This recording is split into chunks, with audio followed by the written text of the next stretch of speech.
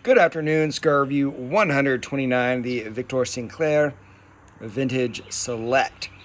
6.5-inch 50 ring gauge, Dominican made, with a Brazilian, what they're calling Maduro wrapper. So first a review of the cigar, and then a few kind of nitpicks I have with it. So first of all, I like it. I do not think it's a great cigar. I think it's a great cigar for the value. These are about $3 a cigar. If you buy a box of 20, they're maybe $3.10. I think I bought like 80, so they were under $3. So I smoked a lot of these. They're decent. I get notes of pepper just right off the bat, strong pepper notes, and then nothing for a minute. I mean, like literally nothing, and then just boom, chocolate, coffee, cedar, lots of those notes. And honestly, it's back to like coffee, like chocolate, but there are flavors. The flavors are there. It's not just tobacco. It's not just cigar flavor. When I'm looking at a cigar in the, let's say, 12 and up dollar price range, I'm expecting a half dozen flavors that are strong, that are unique, that are complex, that change as I go through the cigar. When I'm looking in the, let's call it $6 to $8 price range to 10, I'm looking for several very strong flavors that continue pretty much the whole way, and they don't have to change that much. In the $3 price range, I'm looking for it not to taste, honestly, not to taste bad. If you have a couple of flavors that come through that you can distinguish and it doesn't taste wretched, to me for $3, that's a win. When I smoke a $3 cigar, I just don't want it to fall apart. I want it to burn evenly like this is, and I want it to draw well. Like this is.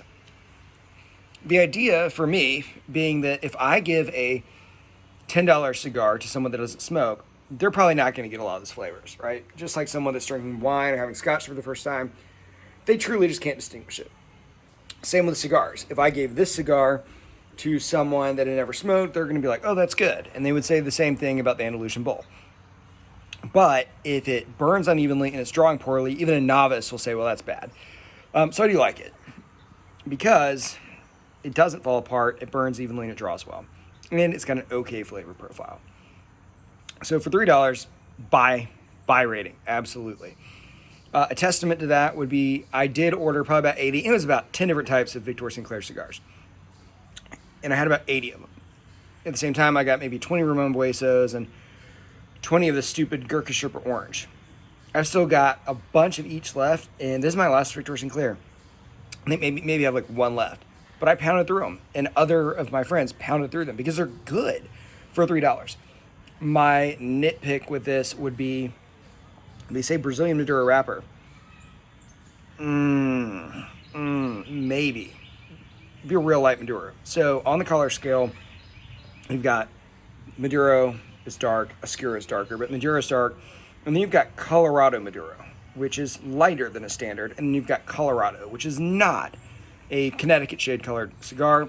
It's a little bit darker. I'd probably say this is a Colorado Maduro. When I look at this, especially some aspects of it, it's not a full-on dark Maduro cigar. But again, there's stages, right? There's no set rules on what's a Maduro. That's just my own nitpick. It's kind of interesting story on Victor Sinclair, which I had never heard before. Apparently, the way it came up was in the 1850s. Admiral Victor Sinclair thought he had the perfect cigar. He's sailing home, gets shipwrecked in a storm, dies. 140 years later, his great-great-nephew, Victor Long, resumed the quest for the perfect cigar, somehow finds the shipwreck and finds some of the perfect cigars his great-great-whatever found, and then starts making them. I bet that is just a load of bull. But that is the story that they are publishing on cigarmonthclub.com. I've never heard it, and I thought it was kind of an interesting story. But as far as this cigar goes, I can tell you with absolute certainty that it draws well, it produces a massive amount of smoke, which is the entire point of smoking, and it tastes decent. I would wholeheartedly recommend the Victor Sinclairs for someone that, not someone that's starting out, because you should smoke good cigars when you're starting out so you have some idea really of what you like, but for someone that's giving cigars to someone that's just starting out. Hand them these, right? If I have 10 buddies come over from my shooting club and I give them something expensive, I'm out a ton of money. If I give them Victor Sinclairs, I'm out $30. Not bad. So go online, pick up a sampler of the Victor Sinclairs. I think the Triple Corojo is the best one, but they're all good. If you have an opinion on the Victor Sinclairs, let me know. Tell me what you think. And as always, thank you for watching.